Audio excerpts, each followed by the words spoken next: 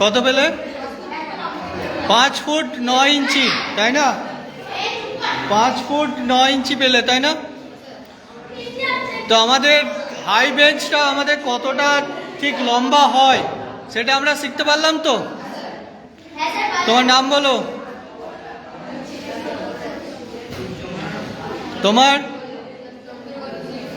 তাহলে তুমি টেবিলটা কত পেলে ম্যাপে? টেবিল 3.5 ফুট, তাই না?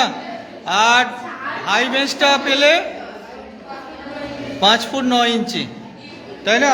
তো আমরা ছোট ছোট লেন্থ আমরা মেজারমেন্ট করতে পারছি।